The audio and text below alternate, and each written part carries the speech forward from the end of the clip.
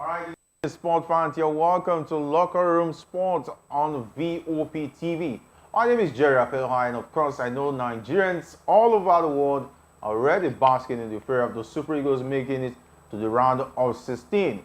All right, like I always said about this Nations Cup, it looks like the underdogs are making it count. We saw what happened to the Black Stars of Ghana, and of course, what also happened. Talking about Egypt. Definitely not a good time for the big guys as far as that one is concerned. The biggest shocker was the host losing in a crucial match they needed to win. They lost to the Equatorial Guineans by 4 goals to 0. All right, our man is also on standby talking about Femi Fabumi, who will be giving us updates from Cote d'Ivoire. We saw the fans backlash immediately after the 4-0 loss. It was quite a bad day at the office for the host nation, who has spent billions to host the African Cup of Nations. All right, with me in the studio as well is Tosin to give us updates as well as analyze what's going on in Ivory Coast and in the very exciting world of football. Good evening, Tosin. You're welcome to Locker Room. Hi, good evening to our listeners. It's exciting to be here again. We're expecting, even if it is mixed feelings between Nigerians yesterday, today, a lot of Nigerians are expecting that the Super Eagles are going to win by over a goal margin. But now we're seeing that they only won by an own goal. Nigerians are not impressed by this. They expected the team to score yesterday. We saw they said they wanted the Nigeria to replicate what the Equatorial Guinea did to the Guinea-Bissau team, or what the Ivorians did to them. But we saw what happened yesterday. Even the Ivorians didn't get away with it. They thought that they would probably save their win against the Equatorial Guineans, but they lost 4 goals to 0. And we heard reports that for 6 hours yesterday, there was no light in Cote d'Ivoire. And conspiracy theories begin to say that they began to say that it was probably because of the beating that those that are in charge of power said that we don't deserve light. We are going to punish everybody for the sins of 11 man, or even let's say maybe 16 man with 5 substitutions. They're going to pay for the price of 16 man. So it was interesting yesterday. We saw the drama with Ghana yesterday. Also, that game was that game for the Ghanaians was massive. You could see they were leading 2 goals. They got 2 penalties, and I have to confess, Jerry, that I had actually immediately they scored the 2nd goal. I said no, I'm going to bed, and I actually went to bed, only for me to wake up this morning and see 2-2, and I was like, what's going on? That is the power of football. That is the power of African football. And I've seen a lot of headlines since that yesterday. You could see pictures from yesterday. And it looks as if the world now is paying attention to African football. I saw Sky Sport. I saw their Twitter account this morning. They wrote some pictures of the AFCON. And they said, this is only in AFCON can you get this kind of emotions. And that summarizes what this AFCON has been giving to people. It is more than football. It is a culture. It's a community. I'm really enjoying myself, I have to say. All right. That takes us to the details of the day, and definitely you know how we've been doing it on Locker Room and our sister programs talking about Sports Republic. All right, we'll give you updates from Cote d'Ivoire, where we have pictures and visuals of talking about Yusuf Pesero, even the likes of Joe Aribo, and of course Olalu Aino and Shemi Ajayi, all talking about the performance in that game, even not leaving out the goalkeeper, talking about Stanley Wambali, also talking about the performance of the Super Eagles, where the coach, talking about Yusuf Pesero, said that the team needs to be more clinical in front of goal. They have to rely on an own goal to get the 3 points against, talking about the Jotos of Guinea, which is not too good for a team who have been tagged as the favorites. And if you look at it, so far so good. The Super Eagles have 3 goals in this competition, and the first goal was scored by Victor Osimhen, which ended 1-1 against the Equatorial Guineans. The second one had to come via a penalty, courtesy of talking about the captain, William Chust Ekong. The third goal had to be an own goal. All right, and Nigerians are not too comfortable with the fact that we went with one of the deadliest attacks, apart from the fact that injuries started making sure that we didn't have that deadly attack like it's supposed to be. But Let's take the words of Joseph Pesero and some of the players on locker room. Then we'll come back and take. Okay, all right. Our technical team is just letting us know it will be ready anytime soon. But if time will permit us, let's go straight to Cote d'Ivoire and talk to Femi Fabomi, who is already on standby to give us the mood. Tell us what is happening in Cote d'Ivoire, and let's see. Let him tell us, explain to us what's the mood like, and the issue with no power supply for 6 hours yesterday. How has the fans been feeling since Cote d'Ivoire lost in that, talking about their final game against Equatorial Guinea? And of course, one man who plays in the third tier in the Spanish, talking about the league in Spanish division, talking about Insua, has 5 goals in this competition. So far, so good. And to make it more interesting, he's actually a fullback. He plays in fullback, and he already has 5 goals, where we have the likes of Mohamed Salah of this world, Mohamed Kudus, and of course, the African Footballer of the Year, who has just 1 goal. A fullback already has 5 goals. So Emily Asue actually plays as a fullback, but in this competition, he has actually been playing in this competition as a centre forward, which is interesting. It means that the coach has seen his capacities in front of the goal and decided to deploy in front of the goal. And he got an hat-trick against Equatorial, against Guinea-Bissau, and I got 2 goals yesterday against the Ivorians, which is extremely interesting. Interesting times for Emile Sui.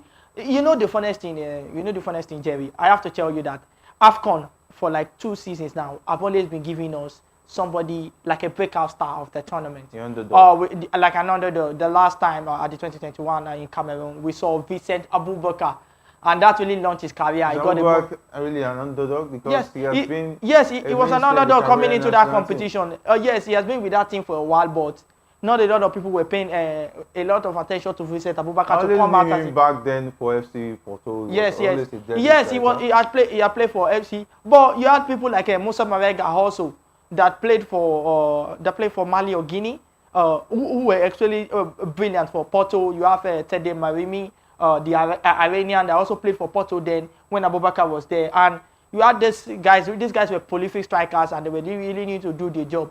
But Mr. Abubakar had to pull out of the team and move to Saudi Arabia. Immediately after that competition, that was when immediately after the AFCON. That was when the Saudi Arabia saga got in. That's when his team Al Nassr signed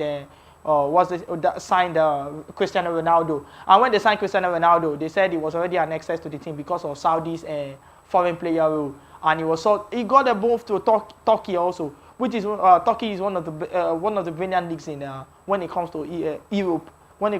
So very interesting. And now we are seeing Esue, and somebody's already touting Esue will probably get a move from the 3rd division of Spain immediately after this competition. I'm sure the destination, I don't know where. I don't know. It may be Saudi Arabia, maybe out of Europe, or maybe another club in Europe that will say no. You still have to play good football for my team. Since you cannot play as a centre forward, I can bring you in as a centre forward to provide me goals, which is going to be interesting for him. He's already 34 years. Players like him are already getting close to their retirement. So he needs that big move. People are already saying that maybe Saudi Arabia might be the big place for him. He gets the big money before he bows out. All right, let's go back to the Super Eagles, where despite creating numerous chances since the start of the competition, the team has only scored 3 goals. What do you think is the problem? Is it that the Super Eagles are not doing the right things? Because they have the likes of Moses Simon, Ademola Lookman, Victor Osimhen, the most prolific striker in Africa right now. Why is it that the Super Eagles is struggling to get goals? So I'll use one word, Jerry, and the word I would like to use is the word purposeful. And that was the word somebody used yesterday. One of the pundits yesterday said this also. I think when it comes to the attack, the defenders are purposeful. They had a drive. They know what they're doing. The midfielders also seem to understand what their job. Joe Aribo was decent yesterday, but that centre forward, I have a huge problem with them. The 3 centre forward, Moses Simon thought there was nothing at stake yesterday. Even when he was losing chances, he kept on smiling. The coach was screaming at the top of his voice. You could see that Jose Paseiro was furious yesterday with the performance of the centre forwards. At the water break, he spoke to Osimhen extensively. Also spoke to Moses Simon. In the second half, we saw a glimpse that it looks as if their attackers woken up. Maybe he screamed at them during the halftime. During the halftime break, he screamed at them. We saw that, but they couldn't still provide that goal. Moses Simons got a one-on-one opportunity and still squandered it and said, "No, I'm not going to still score this goal." So, what the coach needs is that he needs discipline in this team, and he needs to start making demands when it comes to the round of 16. I'm a little bit angry with him also. You saw the way your attacks were doing yesterday. You had Terry Murphy on the bench that are not playing in this competition at all. You had Kelechi Iheanacho that had to come out of injury early and to make that squad, and you didn't give him not even 10, not 5 minutes yesterday to even get to that pitch. What is the excuse? You didn't even give an excuse of why these guys didn't play that game at all. So you had your attackers that were not clinical enough, but you had attackers on the bench that there were options. Paul Anachu was also on the bench yesterday. You never thought, and you were only bringing in Ademola Lookman that played the first game, played the second game, and played the third game. I don't understand. You had the Kelechi Iheanacho on that bench. You had Paul Anachu. Those guys will be wondering that what's our offense? You see that we have not proven ourselves in the training sessions to even get 5 minutes in this team. Even Terry Murphy, which is not. Let's say that your excuse for Kelechi Iheanacho is that he's just coming out of injury, he's not fit yet. What about Terry Murphy, who came into the squad fit and came into the squad and was already training? So I think he also has to ask himself those questions moving into the round of 16. And I was expecting that the reason why you need to bring those guys in, because you're going to need them in the round of 16, especially when games are going wrong. Some of them you might even need to start some of them, but now you don't know who to start. It means that you're still going to be stuck with your set of you are still stuck with your set of forward for the round of 16. Whoever you get to play, it means that you are stuck with the likes of Moses Simon that was squandering chance. You are stuck with Victor Osimhen that seems not to catch his groove in this competition. You are stuck with Samuel Chukwueze that thinks that everything is all about dribbling. So I don't know. He needs to talk about. He needs to answer those questions for himself. All right, definitely lots of questions that need to be answered by talking about Joseph Pesura and his boys. They need to get the goals as far as this competition is concerned. So as much as possible to make sure the team makes it to the final as they so want it to be. All right, if our producers are ready, can like to take talking about our man who is standing by from Ivory Coast, talking about Femi Fabumi. Good evening from Nigeria. Good evening, would I say bonsoir, like he always says when he joins us on the show. Bonsoir, all the way from Cote d'Ivoire. Femi Fabumi, great to have you on the show this evening.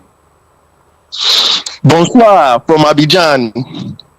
All right. How are you, Jerry, and the other guy in the studio?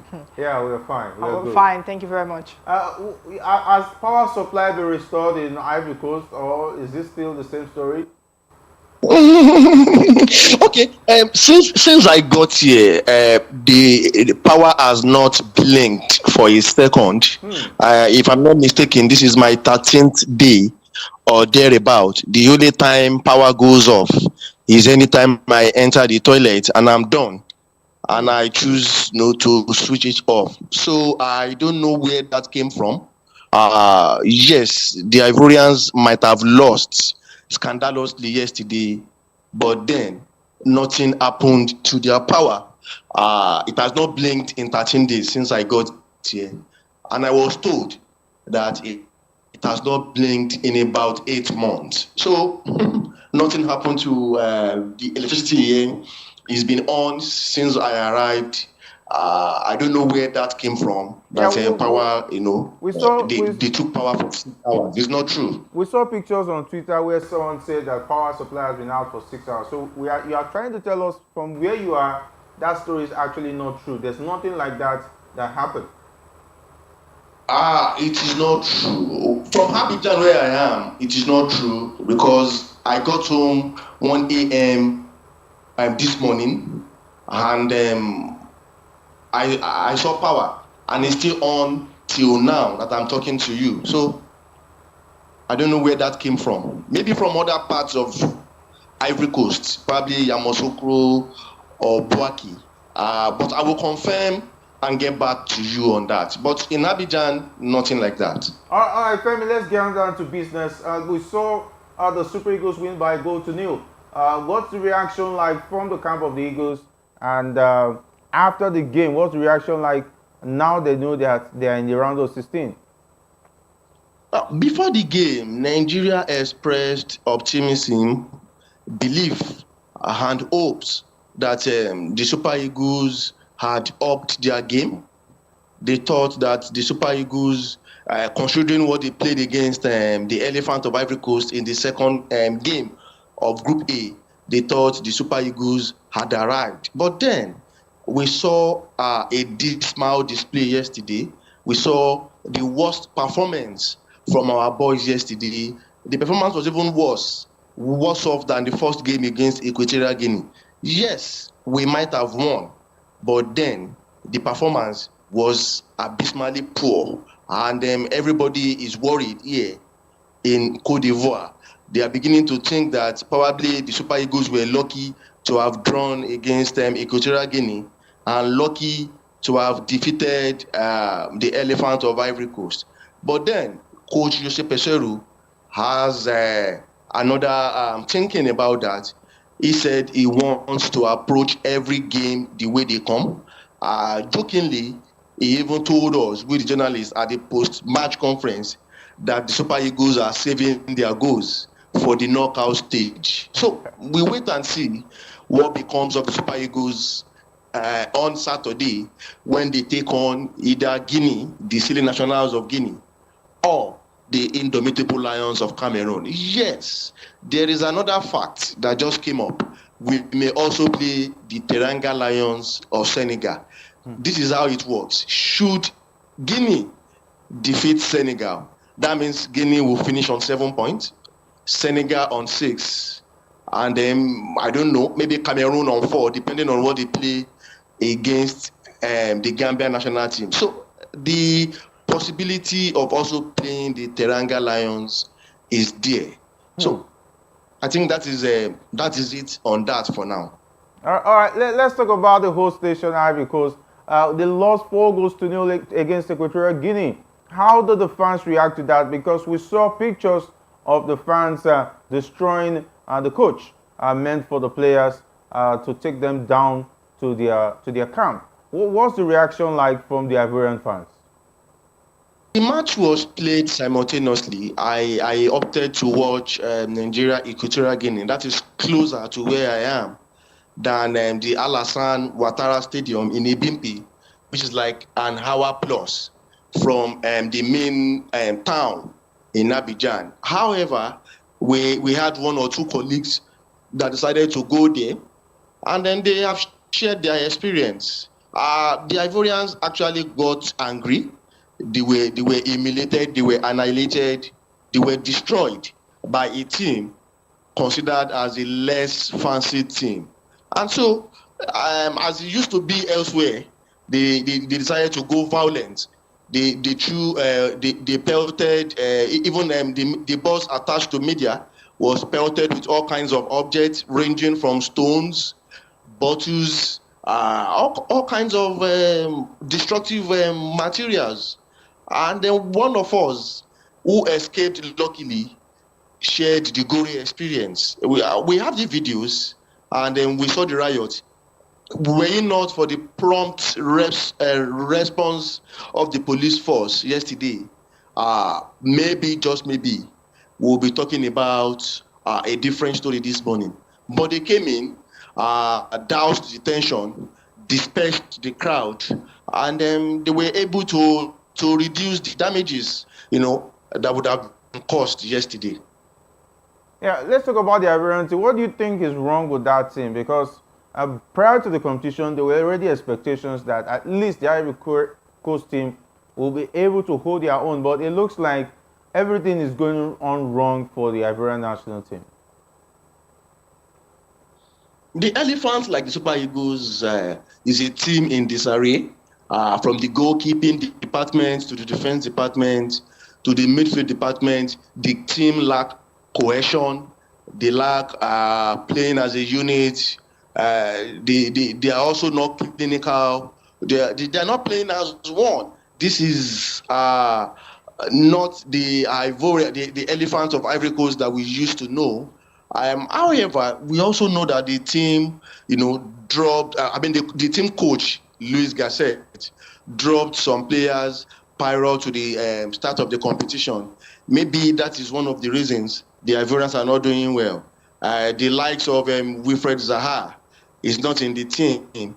We also know that their star man, Sebastian Haller, has not featured for the Ivory Coast Ivorian national team. So these and many more are one of the factors responsible for their dismal performance so far. Even when they defeated the Guinea-Bissau team, we all saw that they weren't spectacular. We all mentioned it, that this Ivorian team could crash out if they are not careful. And that is what is about to happen now. Well, yesterday when the Cape Verdeans equalized in the 99th minute against the Pharaohs of Egypt, we heard loud noise on the street of Abidjan. People were jubilating. They felt that if Egypt could make it, with 3 points, this also stand a chance of scaling through as one of the best third-place teams. Already, Ghana finished in Group B as third with 2 points. So they need one more team to finish less with 3 points, so they can scale through. Remember, 4 best third-place teams will scale through to the second round of the competition. A team is down, which is the Black Stars of Ghana. They can also still qualify, the Black Stars of Ghana, depending on what others play today. So the Ivorians are on their knees praying at this point in time that another team should probably amass less than 3 points so they can make it. So at this point in time, that is the situation of the elephants of Ivory Coast. All right, that is the situation of Ivory Coast. It means that they've started doing the calculations like it used to be back then at home in Nigeria, where everybody's bringing out the calculators to make the calculations. Let's talk about the competition proper. They've come to Nigeria. Prayer warriors. They've come to Nigeria to buy our calculators. All right, let's talk about the big guys, Ghana and Egypt. It seems like the underdogs are beginning to shape how this competition is going to look like. We see the Equatorial Guinea in Group A, now coming to the group where Ghana and Egypt are.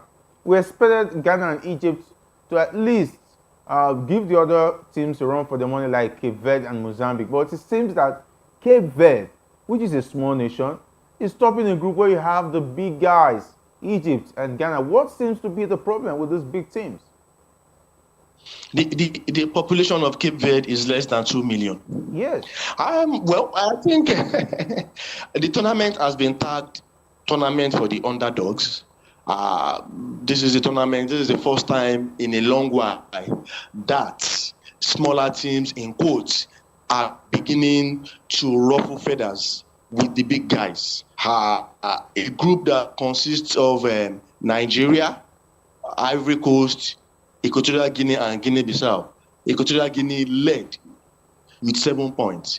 In Group B, a group consisting of Cape Verde, Egypt, Ghana and Mozambique. Cape Verde, the least of all, finished tops. So we don't know what will happen today. There's another team, Angola, that may also finish top or at least joint first. We also have 1 or 2 teams like that in this competition who have done well, but then they were tagged less fancy team. I think the gap between the minnows and the big guys is beginning to reduce, whilst the minnows were beginning to improve and play catch up. The big guys are beginning to rest on their oars, and that is the result is what we've seen so far in this competition. I will not be surprised should the Inzalang National of Equatorial Guinea get to the semi-final or even the final. I will not be surprised if this Cape Verdean side go as far as the semi-final in this competition. The rest of the world, not just Africa now, should be ready to be taken by surprise with this 2023 AFCON. All right. Are we saying that an underdog is going to win the competition with the way things are going? Well, I cannot say that for sure at this point in time, but then I see them going far. Let's wait and see if they will go as far as the quarterfinal or semi-final. Then we can see that one of them may actually play in the final and win. The only team so far who has shown that the phrase there are minnows in football is Senegal. They've dealt with the minnows, they've dealt with the big boys. So we're beginning to look at Senegal as a team who can defend the title. Well, we wait and see if what happens if Senegal faces The Super Equatorial Eagles. Guinea, for instance, or if they face Cape Verde. We wait and see what happens. But for now, they are springing surprises, and we want to leave it at that.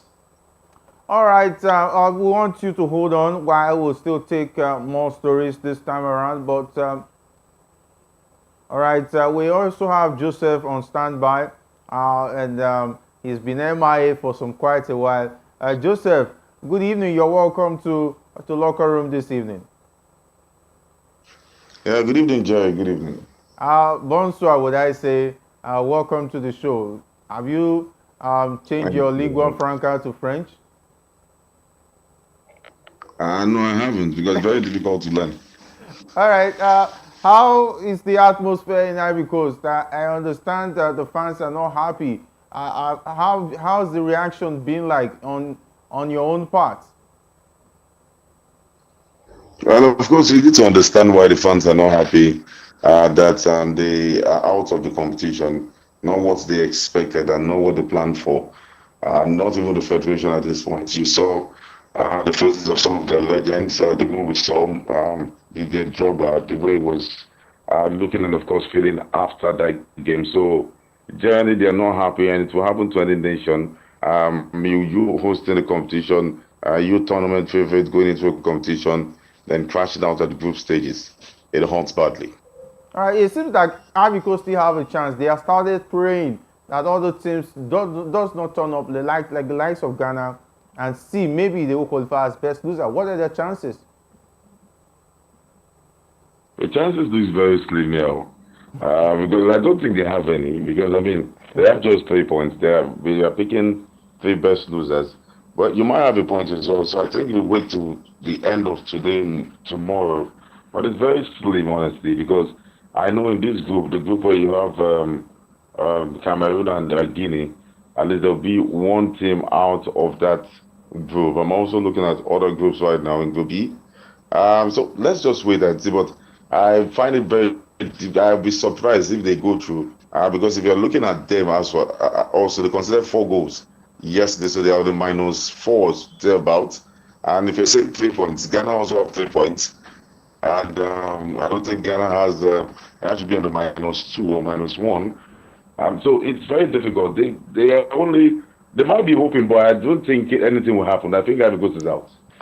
All right. It seems that Joseph is not giving the Ivorians any chance because they have 3 points. Ghana has 2, and other teams might still fall by the way. Who knows? It will be a miracle, definitely, according to Joseph, if they make it to the next round. Joseph, taking a look at the Super Eagles, we are worried that they've not been scoring goals like it's supposed to be. We have Victor Osimhen, we have Ademola Lookman, Samuel Chukwueze, Moses Simon, Terry Murphy, Paul Onachu, and Josep Pessoa has been joking, like Femi said, that he's said the team are reserving the goals for the knockout stages. What happens when they face teams like Senegal? Are they going to bring out those goals? Well, we know how the Super Eagles of Nigeria is very inconsistent, and so there is no team they can beat, and there is no team that can beat them.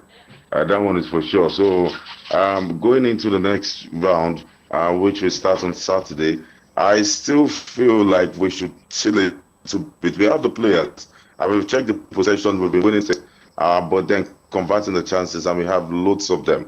And this is something they will need to take because that's our front three, and sometimes at the fourth man in Chukwueze, Simon, Victor, and the other guy right now, Demola Lookman, how they score week out for the various clubs, and one will expect them, to get those chances. But if you look at these guys too, I think the work rate is becoming too much because the midfield is not working at all. The midfield needs to connect to the striking position to, ease them that pressure. But right now, most of them still coming back to the middle to get the ball before the launch and attack, which should not be. That's the difference between that team and the Senegalese national team. So I hope that the coach will make amends to that and see how he can bring in some of the best legs at the midfield. Honestly, not a jewelry, but that's a mistake. There are so many players that shouldn't be there or accept the changes in formation. So right now, the problem is the midfield connecting with those attackers. All right, connecting with those attackers. Okay, Joseph. Okay, and Femi, let's talk about Egypt's situation where Mohamed Salah, according to reports, he was supposed to have made a return back to Liverpool, but I saw him yesterday cheering his teammates on and taking a look at the way Egypt has been playing in this competition. They've been talked that Salah would play in the final. That is if the Egyptians qualify. Do you think that that's going to ever happen? Because take a look at the way Egypt is struggling. Femi, I would like you to react to Mohamed Salah's situation. Yeah, reports coming from the Egyptian camp, says that Salah decided to change his mind, had a U-turn late yesterday, and decided to stay back and support his team. They said his team needs his moral support. His team needs him to motivate and inspire them. And that was one of the reasons Salah decided to stay back. We saw him do that yesterday.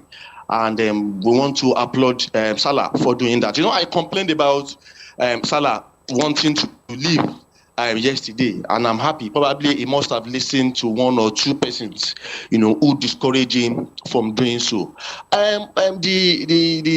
In football, anything can happen. Remember, the Pharaohs of Egypt, they like to pick up at some point in the competition. The last time out, they were in our group at AFCON. They were defeated. They lost the first game to Nigeria, probably drew the second. I cannot remember at this point in time.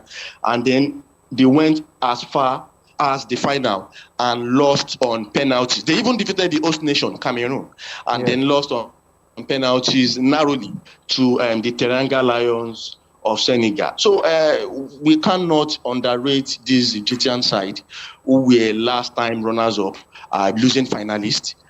We know what they can do. We know the array of stars, in that team. They might be having issues at this point in time, but then they shouldn't be written off. So I want to believe they can go as far as the final. But then, with what we've seen, if they continue like this, they may be kicked out in the second round of this competition. But we know they can always pick up. We know what they can do, so we will not write them off. Let's wait and see what becomes of them in subsequent games. All right, Joseph, I don't know. Well, let's talk about the issue of Cameroon. They're on the verge of elimination from this year's Nations Cup. We all know about the situation of the goalkeeping situation. Are there reports that they've settled their issues and Andrew Nana is likely to start later today? And do you see Cameroon in the knockout stages? It's difficult. It's very difficult. I do not feel like Bobet Song. He might have the power to drop an Andrew, but then he needs to, pick the best of the best, because it's not about him.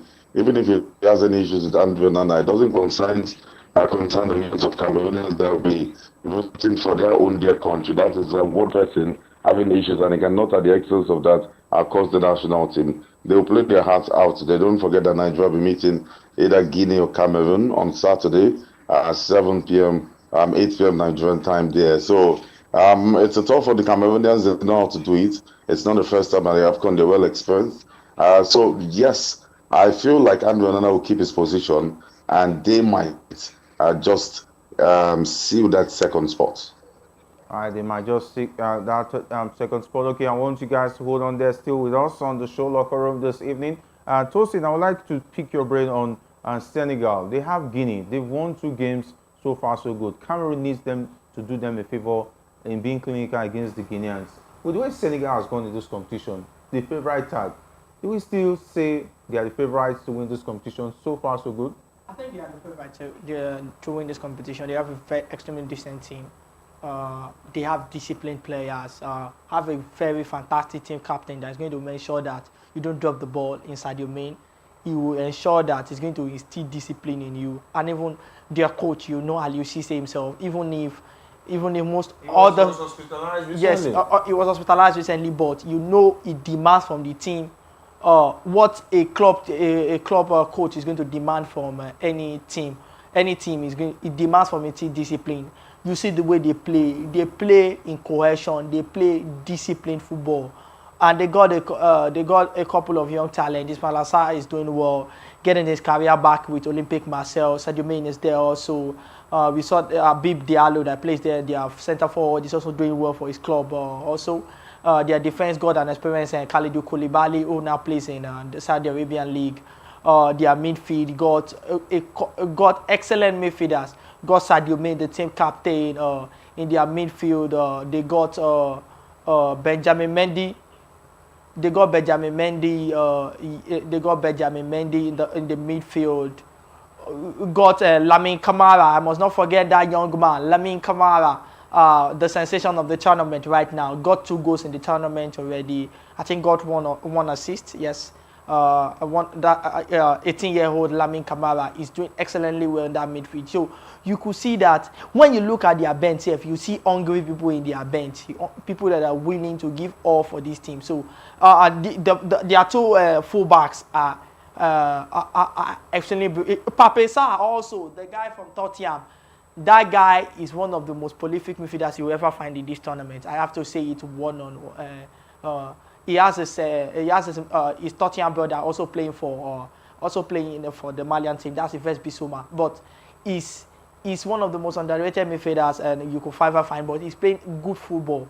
He's a very, very good holding midfielder you ever find. Good on the ball and good off the ball also. So they got an excellent. And look at their fullbacks. They got Ismail Jacobs playing on the left back, plays for Monaco. Both of them, and Crepin Diatta playing for. That plays for Monaco also. So that combination, they already understand each other. So this team is an excellent team. So they stand a greater chance of it. Even if people are still touting the Moroccans to win this competition. But we already saw they won their first game 3-0. The Tanzanians took it to them, got red card, and they scored the goals. And their next game, they drew it. And it looks as if everybody's now beginning to realize that, okay, these so-called Moroccans are not as invisible as they think. This is African football. It's different from the world stage. So I think Senegal, they still got it. All right, taking a look at the competition so far, Joseph, before we let you guys go, with what you've seen so far, who are now your favorites as far as the competition is concerned? Joseph?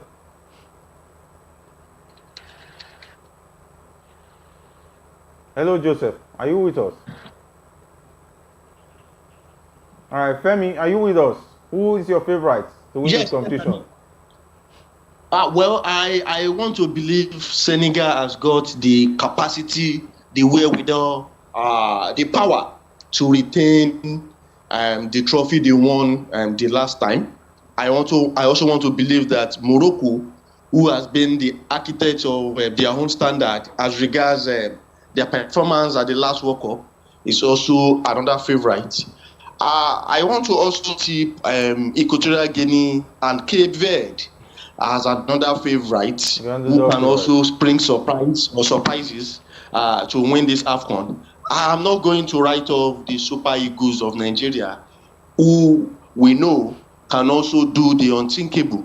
Because right now, I remember what transpired in 2013, where they drew their first 2 games. They drew against Zambia, drew against Burkina Faso, and then defeated Ethiopia 2-0 in the last group game of competition, went as far as the final, and again, they defeated the Burkina side they initially drew at the group stage. So I want to believe these guys can do it again, like their slogan. We want to believe that they can pick up, like others did in time past, and also get to the final and win it. So I'm tipping Nigeria as a patriotic Nigerian. I want to add Nigeria to the list. All right, before we let you go, the prediction yesterday was 2-1, but it ended 1-0. How has it been like for the Octopus, the man dubbed the new Octopus? Well, I think the human in him propped up. That is expected. No man can play God. But the message is what I want to take. He predicted 2-1 in favor of Nigeria, and Nigeria still won. We didn't draw or lose. So let's take the message and leave the exact score line that it didn't work out.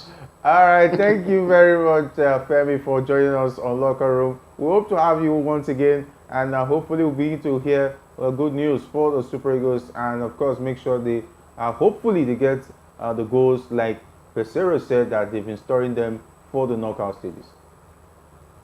Au revoir from here. We wish the Super Eagles the very best. Bye-bye from now. All right, thank you very much, Femi. Okay, and Tosin in the studio with us. I don't know whether Joseph is still on standby or we should just go ahead with Tosin. Okay, he's gone. Okay, and Algeria will look to book their spot in the knockout stages of the African Cup of Nations when they take on Mauritania in their final Group D game at the Peace of Bouake Stadium. While the Lions of Chinguetti aim to qualify as one of the best third-place sides, the North African heavyweights will see this as a must-win fixture as they seek to avoid a second consecutive group stage exit. Okay, Mauritania looks like a team that can cause problems for Algeria, but it's going to be a difficult game for Mauritania as well. But for Algeria, they've been struggling in this competition in the past few editions. What is going on? I think it's the quality of coaching that has dropped. They got a quality team anyway. I was shocked that their coach was still retained his job, even after they couldn't win. Was it not in 2019 they tried to win it? No. 2021. 2021 they tried to win it. The Senegalese. No, it was in 2019 they tried to win it. They won it in 2019. Okay, yes, they won it in 2019. Yes. And they did not go past the group stage in 2021. 2021. So I think the quality of in 2019 they were prolific. I think the quality of coaching, they got a pretty decent squad anyway. They got some new intake. Ryan Etnori that plays for Wolves, now plays for that team. They got Usem Awad and now plays for and Usem Awad has literally not started any game in this competition, which is still shocking to me. So I'm still concerned about the choices of the coach anyway. And he has switched from playing his usual 4-3-3. He now plays a 4-1-4-1 formation. I'm worried about the quality of coaching. I have to point this out straight up that after this competition, I see a lot of coaches getting fired anyway. So we already saw the first one. Coach. Yes, the Ivorian coach surely is going. We already saw the Tanzania coach get fired also. Even the Ghana coach was insulted by some Chris Otin also, his contract may be because terminated. Yes, his contract may be terminated because they are paying him so much. Bringing him all the way from Germany to Cote team, and he has not gotten them what they want. Yes, they could say that it has gone in Uru for them. Don't forget, Chris Otin also took them to the World Cup at the expense of the Nigerian team also anyway. So they now have to weigh their options right now. Okay, if you're saying you want to terminate his contract, you're going to have to pay whatever is left on his contract. Already, we're hearing reports of how much they paid. It looks as if. And let's talk a little bit about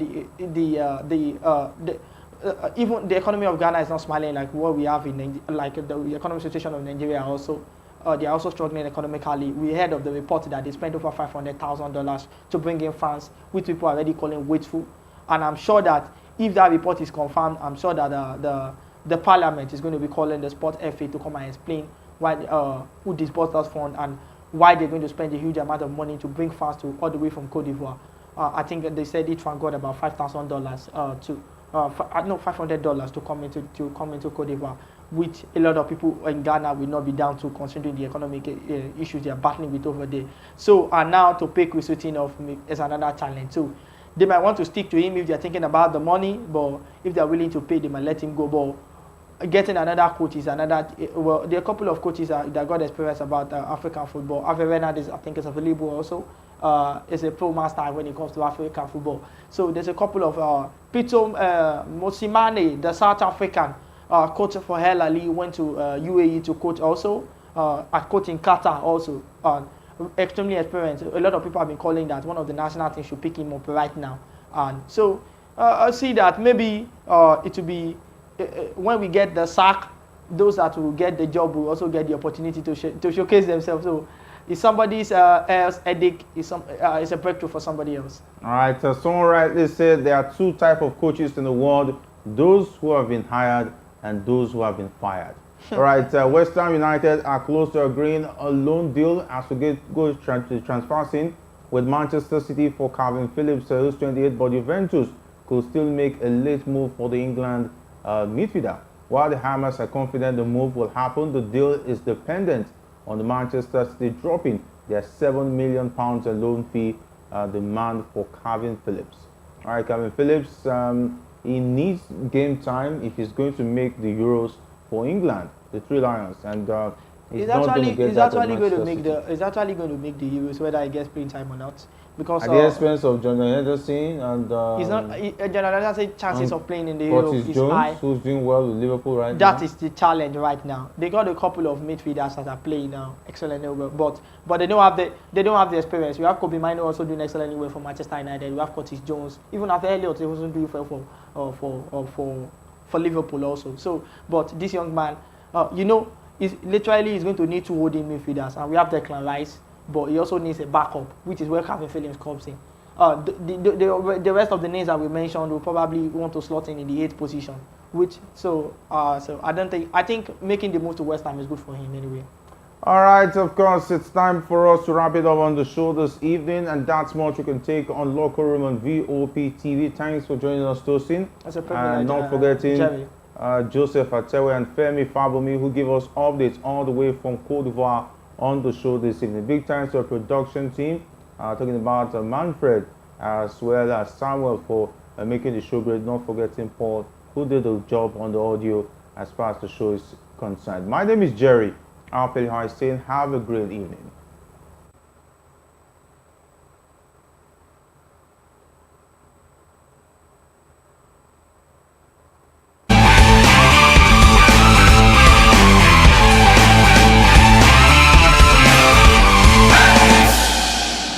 What is someone you just said?